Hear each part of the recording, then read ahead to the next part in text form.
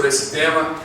Eu não sou sexólogo, então eu não sou especialista no assunto de vários ângulos. A minha cunhada nós, nos últimos 5 ou 6 anos, a gente tem desenvolvido em nossa igreja lá em São Paulo sobre essa temática, e a gente tem geralmente convidado pessoas diferentes para falar. Eu sou uma dessas pessoas que falam, mas tem outras pessoas que falam lá de diferentes perspectivas.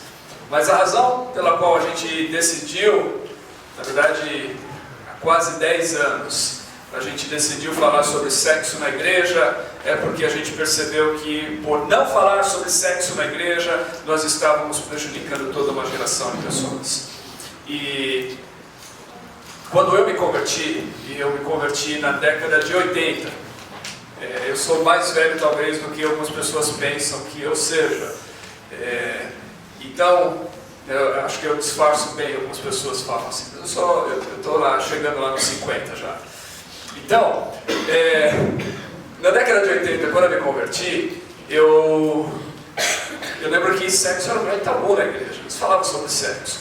Eu me lembro olhando numa livraria da igreja, vendo os livros, e tinha um livro lá com um título curioso, que eu e os meus amigos da igreja, adolescentes, quando a gente viu o título daquele livro, a gente dava risada, a gente achava uma coisa interessante. E era um livro do Robinson Cavalcante, e o livro chamava-se Uma Bênção Chamada Sexo.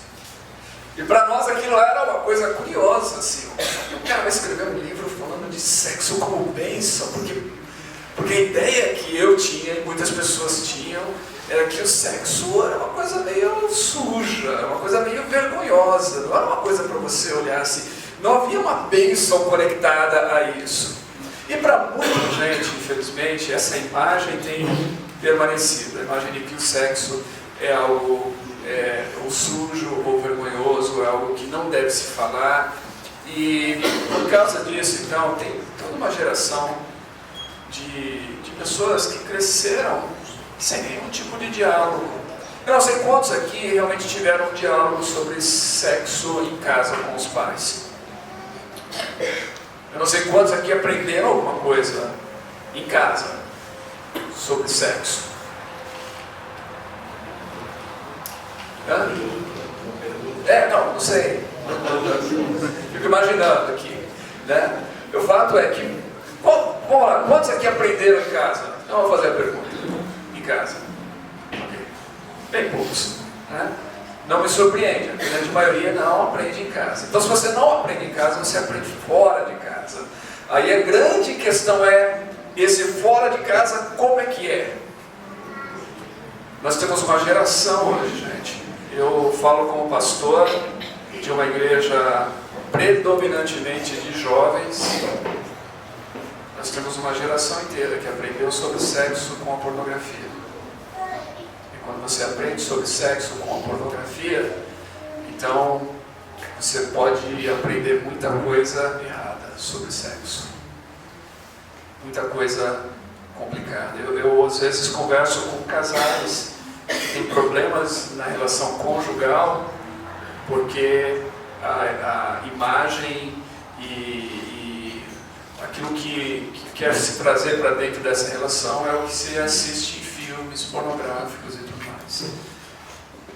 E se torna bem complicado. Então, sexo é algo que é uma bênção. O Dom Cavalcante estava certo no livro dele. E mais tarde eu descobri na minha própria vida e na minha própria caminhada. Mas o sexo, ele é como um rio. Em 96, eu estava em uma região em São Paulo que passa um rio, e foi uma época de chuvas, e eu não conhecia bem aquela região, tinha um riozinho lá, e começou a chover muito, o rio transbordou e me pegou numa enchente. De repente eu me vi preso dentro do carro, sem sequer conseguir sair de dentro do carro. Não conseguia jamais nem abrir a porta do carro, tive que abaixar o vidro, sair, sentar em cima do carro, e foi uma experiência maluca. Mas, por quê? O rio transbordou. Quando o rio transbordou, levou tudo. E isso tem acontecido em vários lugares, né? A gente vê as notícias de cidades inteiras que são afetadas por transbordamentos, às vezes construções antigas que se perdem e tudo mais, são gastos milhares, milhões, na verdade, para você restaurar essas construções, fora abrigar as vítimas e tudo mais. Então, o sexo é como um rio rico, belo, que traz vida. Só que quando ele transborda, quando ele não segue o seu curso, quando ele não se mantém dentro dos limites estabelecidos, quando ele extravasa esses limites e vai além das suas margens, então aí você pode esperar problemas e confusão e muitas dores de cabeça e muita tristeza. Então a gente tem que olhar para o sexo dentro de limites. Agora, quem estabelece os limites? De onde vem o sexo? Se a nossa visão do sexo for uma visão meramente biológica, no aspecto de que tudo que o sexo é uma resposta biológica do corpo, de um ser que evoluiu e que Deus não tem nada a ver com isso, então, quais são os limites? Respeito ao próximo? Esses são os limites. É o que muitas pessoas estão lidando hoje em dia, tentando encontrar limites para essa expressão da sexualidade. Mas quando a gente olha para as Escrituras e para a Bíblia, a gente vê na narrativa das Escrituras que Deus é o Criador. Se Deus é o Criador, tudo que existe passou a existir por causa de Deus. A gente pode até deixar de lado o como isso aconteceu. Essa questão do como da criação é uma questão que pode ser discutida. Mas o fato é que nas Escrituras diz que Deus está por trás de tudo, de todo o processo. E isso é uma questão lógica, na verdade. Se a gente crê em Deus, e se a gente crê num Deus que é maior do que a sua criação, e que a criação não é uma parte desse Deus. Então, foi Ele que fez, foi Ele que criou. Ele fez animais, Ele fez plantas, e Ele fez seres humanos. E a gente vê lá em Gênesis, nos capítulos 1 e 2, sobre isso. E essa é a base, na verdade, de uma sexualidade saudável. Quando a gente não tem isso como base, então eu vou usar o termo lá do livro do Dostoiévski. Se Deus não está lá atrás, então não existem padrões de referência, ou seja, tudo é permissível. Se Deus não existe, ou se Deus não está por trás disso, então, novamente, quem é que estabelece as regras, as normas e os limites? Há duas visões equivocadas sobre o sexo. E o Richard Foster, num dos livros dele, diz assim, que uma das tragédias da história do cristianismo tem sido o divórcio entre a sexualidade e a espiritualidade. Novamente, se o sexo é apenas uma manifestação biológica, os seres humanos fazem sexo assim como os animais fazem sexo e tudo mais. Então essa é uma visão bastante naturalista, né, da vida. Não existe nenhuma conexão espiritual aí. Na verdade, se você não crê em Deus, se você não crê que existe uma coisa transcendente, além, que é um criador e tudo mais, então não há uma conexão entre essas coisas. Então a vida é tudo que existe, tudo é a matéria e essa experiência aqui. Mas para o cristão, quando ele crê que Deus é o criador e que Deus criou todas as coisas, e que tudo que Deus fez é bom, então há uma conexão. O sexo passa a ser muito mais do que apenas algo físico. De fato, se você olhar na Bíblia, no Velho Testamento, no hebraico, alguns dos termos que são usados para falar sobre a relação sexual são termos que também são usados para falar sobre o conhecimento de Deus. Mesmos termos. Por quê? Porque na visão judaico-cristã, e principalmente então se você olhar na Bíblia, novamente o Velho Testamento, na Bíblia hebraica, e nessa visão, sexo tinha um contexto de profunda intimidade. Estava totalmente conectada com a espiritualidade das pessoas. Por isso, quando você divorcia a sexualidade e a espiritualidade, isso se torna uma tragédia, nas palavras do Richard Foster, no livro Dinheiro, Sexo e Poder, onde ele aborda aquilo que ele chama das 3 clássicas tentações no ministério. Então, na história da igreja a gente vê isso.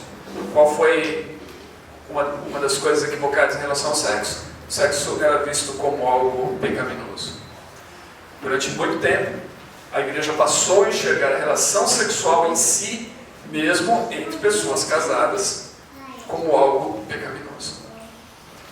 E tem um dos bispos da igreja, em uma determinada época, ele aconselhava aos seus devotos a absterem-se dos relacionamentos sexuais nas quintas-feiras, em memória à ascensão de Cristo; nas sextas-feiras, em memória à crucificação de Cristo; aos sábados, em honra à Virgem Maria; aos domingos, em comemoração à ressurreição de Cristo; nas segundas-feiras, em respeito às almas que haviam partido. Então, basicamente, todo dia tinha um motivo para você se abster, conectado a alguma questão religiosa. Por que isso? Por que esse tipo de conselho?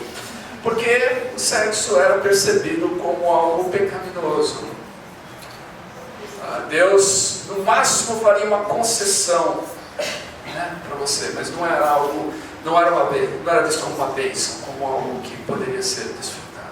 Essa visão permaneceu durante muito tempo na história da igreja, infelizmente, e os reformadores foram responsáveis em parte por resgatar uma visão bíblica em relação à sexualidade.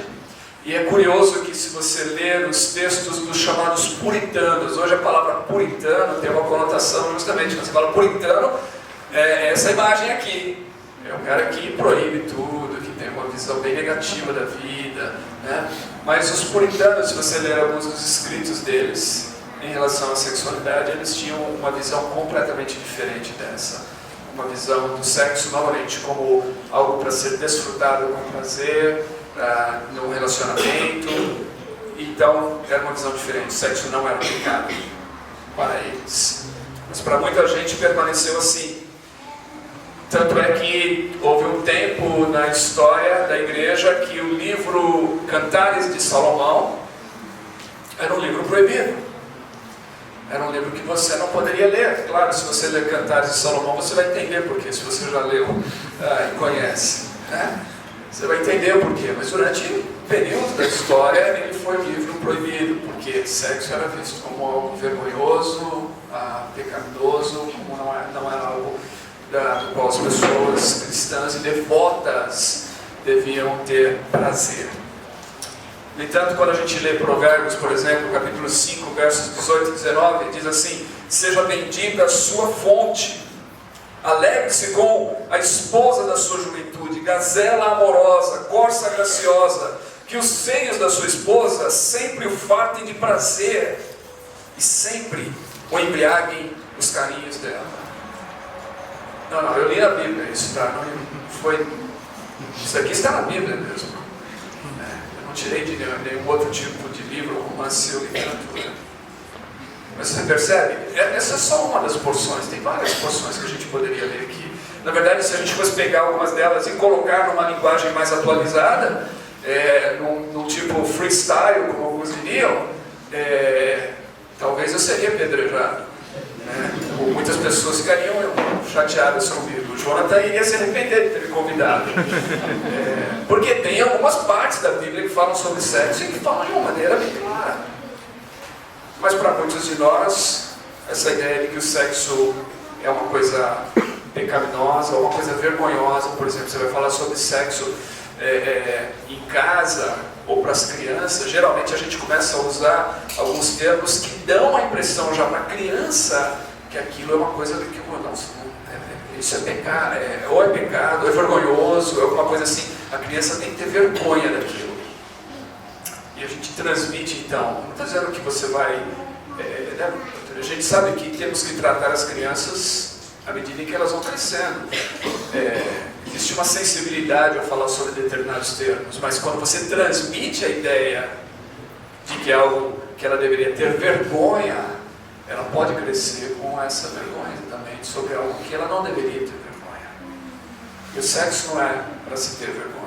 Gênesis capítulo 2, versículo 15 diz que o homem e sua mulher estavam nus no jardim e não sentiam vergonha.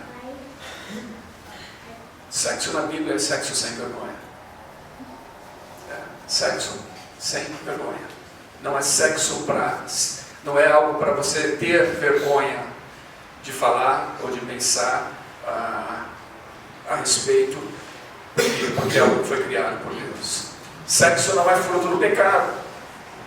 Muitas pessoas diriam assim, não, o sexo aconteceu depois da queda. Não, antes da queda. Então vamos olhar a narrativa bíblica novamente no capítulo 1 e no capítulo 2 de Gênesis. Quando Deus cria, Deus diz que o homem deveria ter a sua esposa, que eles deveriam multiplicar, ter filhos, povoar a terra, encher. Como é que eles fariam isso se fosse pecado? Deus estava basicamente dizendo para eles terem relação sexual e encher a terra, povoar a terra. É lógico que Deus, que essa ordem lá, ela não foi dada hoje especificamente para você e para mim. A terra já está cheia bastante, né? A gente não tem que tomar a ordem literalmente hoje, cada um de nós, principalmente quando você casa, e querer fazer isso sozinho. Mas lá nas Escrituras o que está dizendo é o seguinte: antes da queda, obrigado, é que o homem e a sua mulher podiam desfrutar de uma relação sexual, e isso não era pecado. Não foi o sexo que levou eles a pecarem. Aí a gente olha hoje em dia essa visão, como ela ficou. Se você for ver, qual que é o símbolo muitas vezes da tentação e do sexo como algo sedutor? A maçã. Que as pessoas, elas colocam a maçã, alguma coisa assim, como se fosse esse símbolo, né? Do pecado e tudo mais, e como se fosse aquilo, o homem caiu por causa daquilo que levou o homem a cair. Não foi. A narrativa bíblica não diz isso.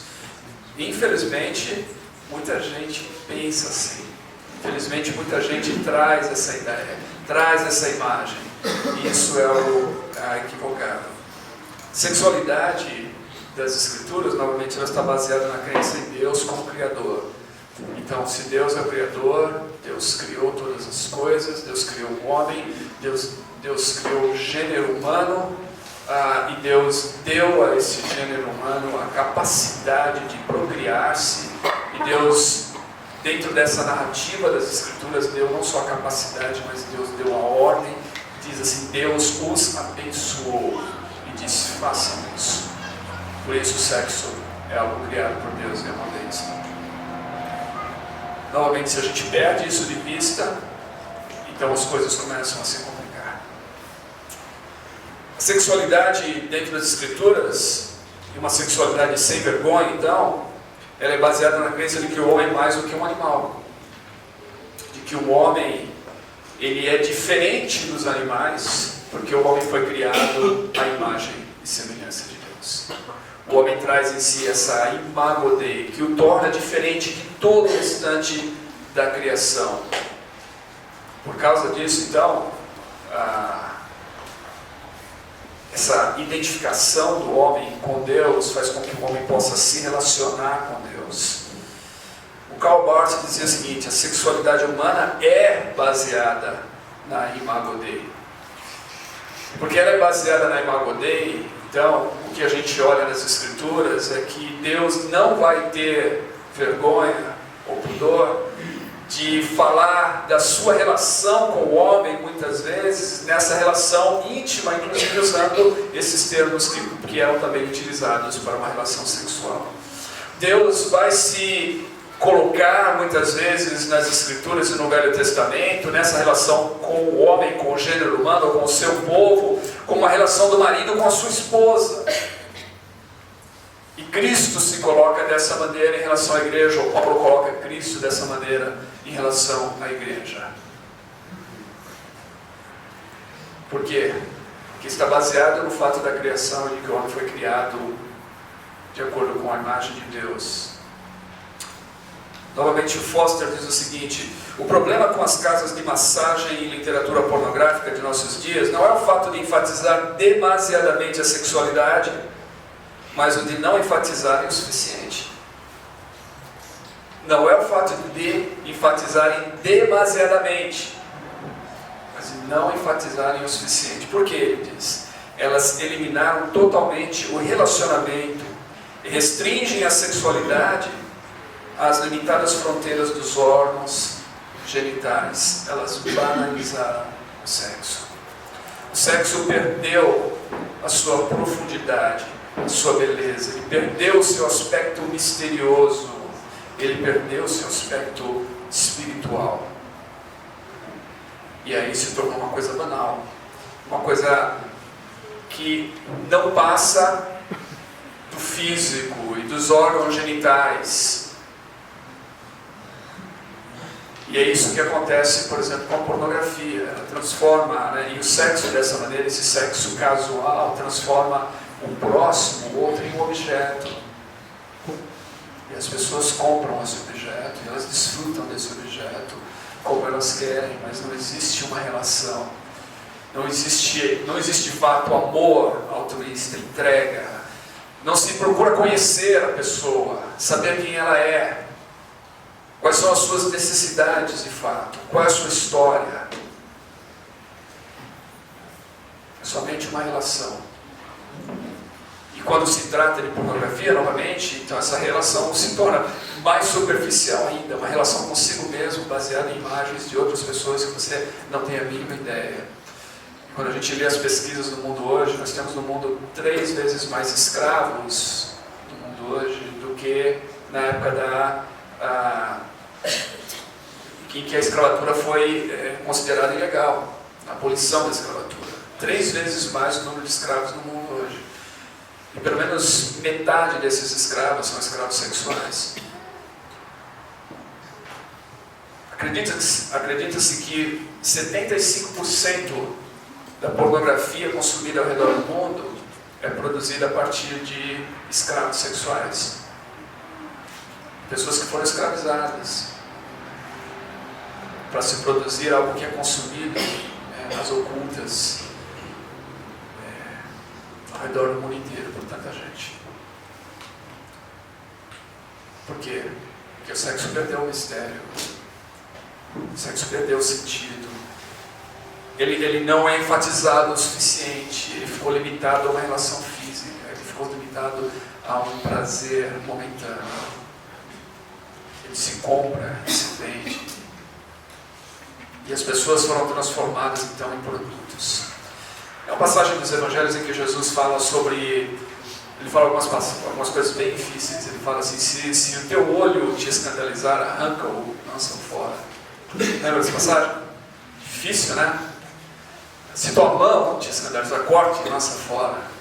Difícil, passagem complicadíssima essa quando a gente pensa. E Jesus está falando desse negócio, desse contexto de escandalizar, no contexto de fazer você tropeçar e fazer você pecar. E é um contexto ali, inclusive, que tem a ver justamente com essa questão da sexualidade. Porque para Jesus, ele disse: se você olhar para uma mulher com intenção impura, você já cometeu o adultério com ela. Então é muito mais, a coisa é muito maior do que apenas uma questão física, percebe? Só que quando a gente pensa nessa questão de cortar a mão, cortar o olho, alguma coisa assim que nos leva a escandalizar, nenhum de nós faz isso, e não aconselho ninguém a fazer. Ok? Alguém já disse assim, que se nós fôssemos fazer isso e seguir ao pé da letra, ou literalmente essas palavras de Jesus, todo mundo, não haveria ninguém que tivesse todos os seus membros, né? A gente teria aí uma população de pessoas cegas e pessoas perdendo sem mãos e coisas assim. Mas o que Jesus estava querendo dizer ali? Jesus estava querendo dizer o seguinte: que quando a gente trata pessoas como objetos, quando a gente trata a sexualidade como algo que é para satisfazer os nossos apetites, e o C.S. Lewis fala sobre isso no seu livro Cristianismo Puro e Simples, quando ele fala sobre o sexo, ele diz assim que o homem hoje em dia trata o sexo como se fosse uma coisa num restaurante, né? Algo que você consome, que você come ali E é isso, você fica lá, você deseja aquilo, você pensa naquilo o tempo todo e é para satisfazer o seu apetite. Então quando o sexo se torna uma coisa assim, as pessoas se tornam então algo para ser consumido, e os animais, eles são consumidos não inteiros, mas eles são cortados, eles são decepados. E aí Jesus está dizendo assim: não faça com o outro, com o ser humano criado à imagem de Deus, como se ele fosse um mero animal para você consumir. Não corte-o em pedaços para que você o consuma. Trate-o como uma pessoa inteira, que tem personalidade, que tem sentimentos. Uma pessoa criada à imagem e semelhança de Deus, normalmente é uma pessoa que traz em si essa imago Dei. Agora você vê, por exemplo, a sexualidade do nosso mundo líquido, a sexualidade banalizada nesse mundo, a sexualidade superficializada, trata novamente pessoas como objetos, e a ênfase está em partes do corpo, inclusive. O ser humano é decepado em pedaços, e se presta atenção nessas partes, e não no ser humano como um todo. Isso é reduzir o sexo a algo que não foi o ideal e não foi o plano de Deus. Então a sexualidade sem vergonha, novamente, ela reconhece que há uma diferença entre o homem e a mulher, novamente. Se a gente for partir lá do texto das Escrituras, e Jesus falou sobre isso. Jesus usou, quando Jesus falou sobre sexo ou casamento, Jesus falou assim, olha lá, vocês ouviram, disse lá no princípio. Então Jesus parte, para Jesus falar sobre esse tipo de coisa, Jesus parte do princípio, Jesus parte da criação. Ele parte de Gênesis. E em Gênesis é dito lá que Deus criou o homem e a mulher para que houvesse um complemento entre os dois. Então essa sexualidade, aí é que entra a questão da sexualidade nas Escrituras. A sexualidade nas Escrituras, Lewis diz isso também em Cristianismo Puro e Simples, ela não tem muito o que você perder de vista ali. O sexo nas Escrituras é bem simples, é o sexo entre homem e mulher dentro da aliança do casamento. E toda relação sexual que não seja entre o homem e a mulher dentro da aliança do casamento é vista nas Escrituras como imoral ou como pecaminosa. Toda ela. E aí você vai ter textos e textos e textos que vão normalmente lá desde o início das Escrituras até o final, onde a gente encontra isso. Então, sexualidade bíblica é essa sexualidade que vem do fato de que Deus criou seres humanos à sua imagem e semelhança, que Deus abençoou, que Deus deu a eles a condição de se relacionarem e de se complementarem e desfrutarem do sexo, não só como algo para a procriação da espécie, evidentemente não existe procriação da espécie humana sem isso, mas como algo que os una, a questão da intimidade, da relação de intimidade entre homem e a sua esposa. A queda, ela não então criou o sexo, a queda perverteu o eros, ela perverteu a relação sexual. Karl Barth dizia o seguinte: o resultado da queda para a sexualidade humana tem sido uma vacilação entre o erotismo iníquo, por um lado, e uma iníqua ausência de erotismo, por outro. Curioso isso.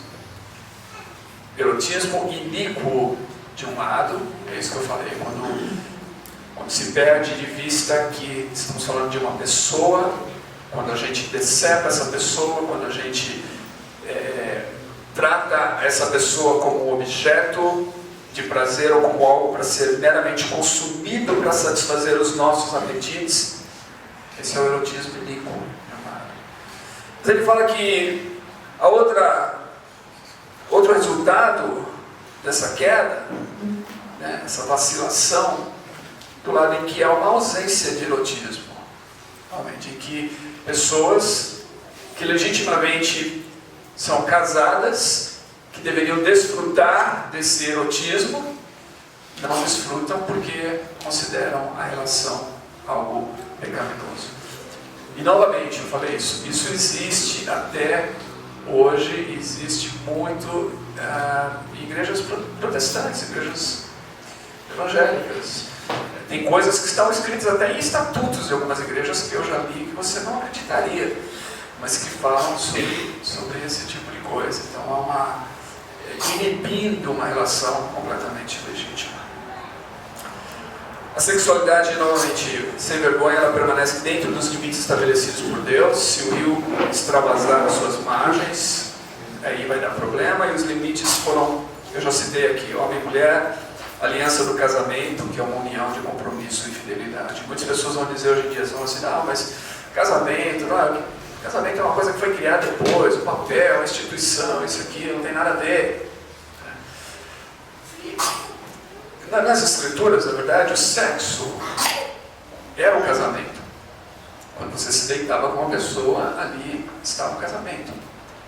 Havia, no entanto, já lá atrás, uma cerimônia em relação a isso, um reconhecimento da comunidade e, inclusive, havia até documentos. De fato, assim que eles começaram a ter documentos produzidos e tudo mais, havia documentos, havia um contrato dessa relação. Então isso daí não é uma coisa nova, não é uma coisa dos nossos dias, isso é uma coisa bem antiga. Eu não sei quantos de vocês assistiram um filme chamado Dança com Lobos. Eu sou velho, né? Eu falei, então estou acostumado com isso, eu falo de filmes que são bem velhos. Esse é um filme bacana, Kevin Costner, lá no início final dos anos 80, início dos anos 90, alguma coisa assim. E ele fala sobre índios norte-americanos, essa tribo de índios que está tendo que deixar a sua região por causa do avanço do homem branco, né? naquela parte do mundo. Nesse filme tem uma coisa bem interessante, tem uma cena de um casamento entre os índios. E é bem interessante isso, porque o casamento acontece dentro daquela aldeia e eles entram, né, depois tem toda aquela cerimônia, mas eles entram para a tenda deles, esse casal, e toda a tribo fica do lado de fora, esperando. Você entendeu? E aí quando eles saem, eles põem a cabeça para fora, assim, daquela tenda, aí todo mundo começa a celebrar e tudo mais, chamam eles para celebrar, e é uma grande festa, uma grande celebração.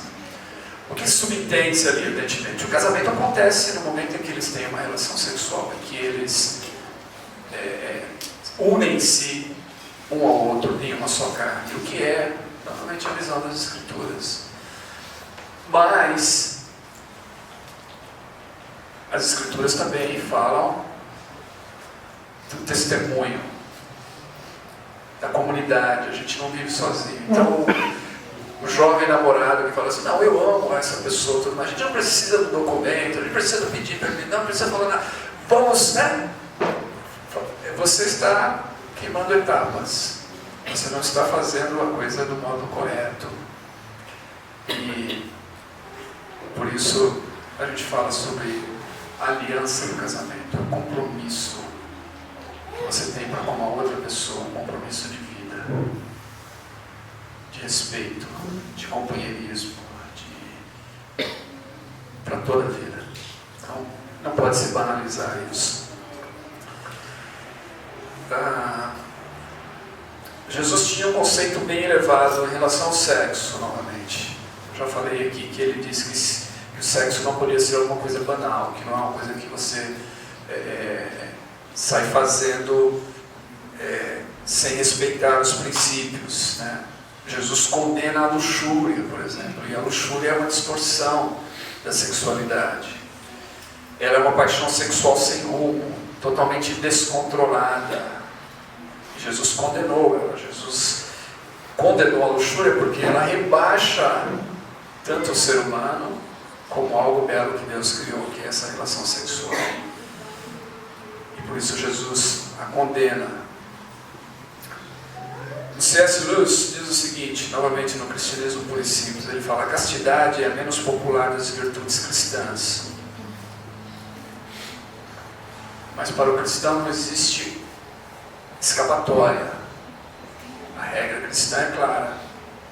O casamento com fidelidade completa ao cônjuge, ou abstinência total. Essa é a regra cristã. Ou casamento, ou abstinência total. Então se fala de castidade. Aí essa palavra é uma palavra feia, né? Castidade. Já pensa naquelas coisas medievais, aqueles cintos, aqueles negócios. Você está falando sobre, na verdade, sobre essa abstenção de algo para desfrutá-lo plenamente no momento certo. Ser casto é ser puro. É preservar a sua vida em pureza. É preservar dentro dos limites do rio e não seguir o seu transbordamento. Na visão das Escrituras, o sexo precisa ser puro. Ele precisa ser sem vergonha. Porque foi assim que Deus o criou para ser. Todo mundo deseja intimidade. Nós somos criados para desejar nos relacionar com outras pessoas, sermos conhecidos, sermos respeitados, sermos amados. Todo ser humano traz isso dentro de si. Isso é algo que foi colocado dentro de nós por Deus. O escritor de Eclesiastes, ele diz que Deus colocou a eternidade dentro dos homens. Deus colocou dentro dos homens uma paixão, um desejo, um anseio por algo que vai além da vida. Paulo diz que Deus, quando nos criou, ele fala para os atenienses, ele diz que Deus, quando Ele nos criou, quando Ele nos fez, Ele nos fez de tal maneira que nós pudéssemos buscar por Ele, como que tateando, como se às cegas, às escuras, mas buscar por Deus. Então, novamente, o ser humano não é um animal. O sexo às vezes é reduzido a uma coisa como se fosse do mundo dos animais. Ou então ele é elevado a alguma coisa como se fosse do mundo dos anjos. O ser humano se torna um assexuado. Ele não é nenhuma coisa nem outra. Ele é um ser humano que deseja conexão, que deseja se relacionar, que deseja ser conhecido, amado e que deseja amar. O que a queda fez é que ela desestruturou tudo isso. Ela fez com que todas essas coisas entrassem num colapso e numa desordem completa. E aí o ser humano já não deseja mais apenas algo puro. Ele começa a desenvolver esses desejos de maneira egoísta. Agora ele quer só para si. E ele está disposto a fazer o que for para conseguir aquilo que ele quer. E aí a gente vê o reflexo disso novamente na questão da sexualidade, onde as pessoas são usadas, onde elas são compradas e vendidas. Há alguns anos eu estava trabalhando com um grupo de pessoas em um prostíbulo em São Paulo. Aliás, durante aquela época eu conheci e visitei vários prostíbulos na região central de São Paulo. Um mundo surreal. Eu nunca imaginei que aquele mundo existisse de fato. Em alguns desses prédios tinham centenas de mulheres esperando basicamente a cada 2, 3 degraus, subindo 9 andares, 10 andares acima. Quanto mais alto você subia, mais velhas elas eram e mais desesperadas por clientes. Durante bastante tempo, uma das nossas equipes esteve trabalhando nesses lugares e em algumas ocasiões eu consegui me unir a eles. Eu nunca vou esquecer de uma situação em que aconteceu comigo num desses prostíbulos. Nós estávamos sentados, era um lugar menor, e nós estávamos todos sentados nesse quarto. Havia uma cama de alvenaria, um colchão imundo, um pequeno banheiro sem porta, completamente imundo, e tinham 3 mulheres ali, 3 mulheres que trabalhavam naquele prostíbulo e que moravam também ali. Elas não só trabalhavam, mas moravam. Estávamos cantando algumas das canções. Uma dessas mulheres eu já conhecia, já tinha visto na rua, e eu sabia quem ela era, já tinha sido apresentado para ela. Enquanto cantávamos as músicas, o rapaz que dirigia, ele de repente me perguntou, falou assim, vocês têm alguma música que vocês querem que a gente cante? Por que ele fez essa pergunta? Porque muitas daquelas mulheres frequentam igrejas evangélicas. Novamente eu disse, esse ambiente é surreal. Quantas mulheres nos prostíbulos, a gente passando a lista de oração, eu conversando depois de um tempo, ela falou assim, olhe para o meu filho, ele vai se batizar na semana que vem. Olhe para isso. Mulheres familiarizadas, frequentam. Você vai nesses lugares, você vai ver lá o Salmo 91, o Salmo 23, na porta, as pequenas cabines. Então, tem uma música que vocês gostariam que a gente cantasse? E essa mulher que eu conhecia já há algum tempo, ela falou, tem sim, tem uma que eu gostaria que vocês cantassem. Naquele dia, ela estava com a mesma roupa que eu havia visto usar durante meses. Ela não tinha praticamente nenhum dente inteiro na boca, totalmente consumido pelas drogas. Ela tinha fezes ressecadas que haviam escorrido pela sua perna. Ela era alguém que você poderia dizer assim, chegou ao fundo do poço, ao fundo do poço. E ela disse assim, eu tenho uma música que eu gostaria que vocês cantassem. Cantem para mim aquela música, Você Tem Valor. E o rapaz pegou as cifras e todos nós começamos a cantar essa música que diz, você tem valor, você tem valor. Eu quero que valorize o que você tem valor. Enquanto nós cantávamos, eu olhava para aquela moça, que estado desumano, que estado terrível, abandonada, jogada, esquecida no mundo cão. E eu cantava dizendo, o que eu acredito, você tem valor, porque ela não havia sido esquecida por Deus. Nós estávamos lá para lembrar a ela, e lembrar aquelas pessoas que elas foram criadas à imagem e semelhança desse Deus, e que elas têm um valor extraordinário, que tem sido roubado delas nesse mundo, onde elas têm sido usadas como objetos que se compra e se vende sem nenhum tipo de respeito, consideração e amor. Quantas vezes eu sentei com esse grupo de pessoas em minúsculos apartamentos ocupados por travestis, compartilhados por 12, 13 homens que vendem os seus corpos, muitos deles já completamente transformados, abandonados. Quantas vezes a nossa equipe tinha que ir lá para cuidar deles porque já estavam com AIDS e tinham sido completamente esquecidos por seus clientes, parceiros, amigos, companheiros, e não tinha ninguém a não ser equipes de missionários que pudessem pegá-los e levá-los para o tratamento numa clínica, num hospital. Ninguém. As pessoas mais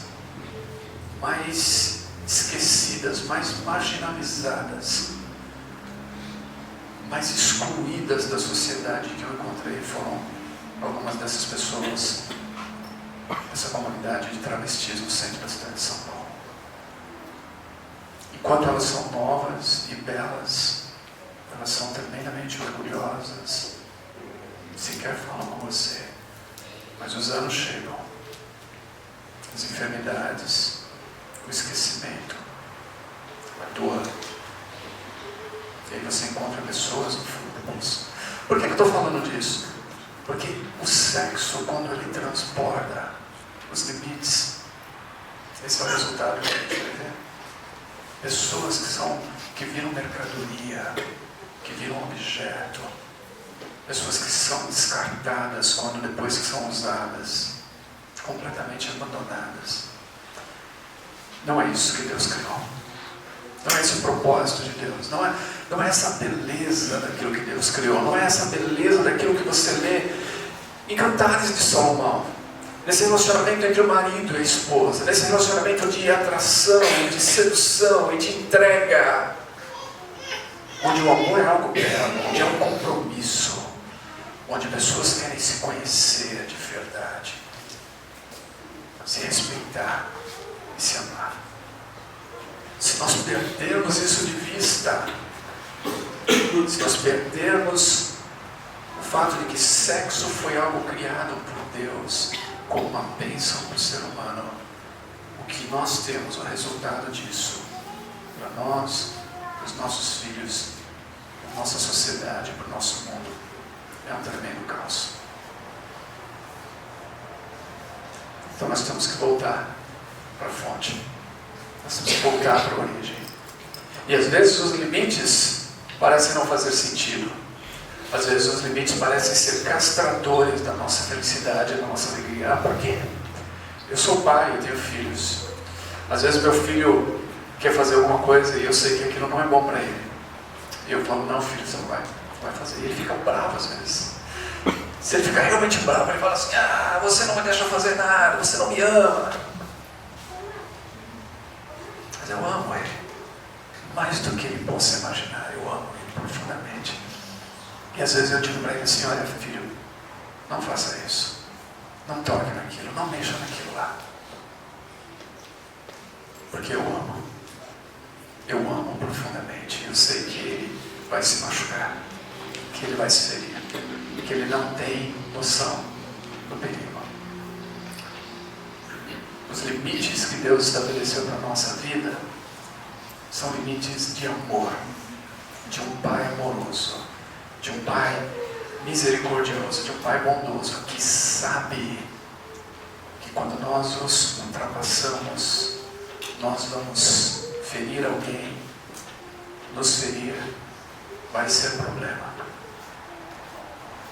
No mundo de hoje, em que as pessoas não reconhecem Deus, no mundo de hoje, onde as pessoas não reconhecem limites, o sexo tem se tornado uma coisa cada vez mais confusa, cada vez mais problemática. Agora, esse é o mundo que a gente vive. Então eu vou terminar aqui, como eu passei muito aqui no meu tempo, vou terminar dizendo o seguinte: esse é o mundo que você e eu vivemos. Deus criou o homem, o gênero humano, criou todas as coisas, viu que tudo era bom.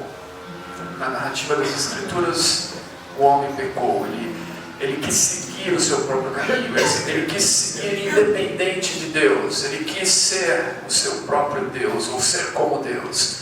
Essa independência gerou morte, gerou cisão, separação, rompimento desse relacionamento, e aí as consequências disso a gente vê novamente na história. Jesus veio ao mundo para restaurar esse relacionamento entre o homem e Deus, para devolver ao homem o seu sentido original. Jesus foi um homem, plenamente homem, e Deus, plenamente Deus. Mas como homem, Jesus viveu entre os seres humanos, em toda a sua expressão, novamente, como um ser humano, como um homem. Ele é o homem perfeito. Alguém já disse que Jesus é o homem como... Jesus nos mostra Deus como Ele é e o homem como Ele deveria ser. Você quer conhecer Deus? Olhe para Jesus. Você quer conhecer o ser humano como ele deveria ser, criado à imagem de Deus? Olhe para Jesus.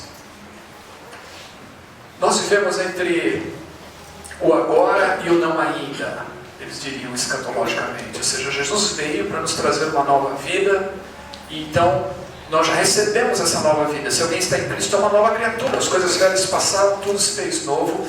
Nós embarcamos nessa jornada com Cristo a uma restauração da nossa vida. No entanto, nós vivemos no agora coisas que já aconteceram e o ainda não. Coisas que ainda não aconteceram. Essa restauração total ainda não foi consumida. Paulo disse isso em Romanos capítulo 8, quando ele fala que nós aguardamos a redenção dos nossos corpos. Nós ansiamos por isso, toda a criação anseia por esse dia que tudo de fato vai se fazer novo. Por que eu estou dizendo isso? Nós vemos um mundo caído. Nós somos pecadores. E as coisas desse mundo caído, as coisas da nossa vida, nem sempre são como deveriam ser. Quando a gente pensa em sexo, quando a gente pensa em todas essas coisas que eu citei, e muito mais, a gente poderia gastar horas aqui, há tantos outros ângulos e tantas outras coisas que eu não toquei.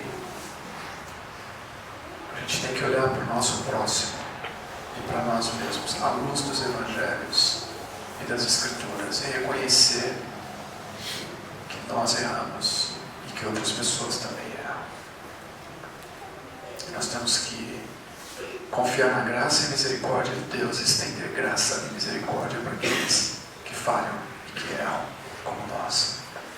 E vamos ter que entender que algumas pessoas mergulharam tão profundamente nesse rio que extrapolou seus limites, que elas carregam certas marcas da vida e que elas vão carregar talvez algumas dessas até o último dia da sua existência aqui nessa terra. E nós temos que amá-las como Deus as ama.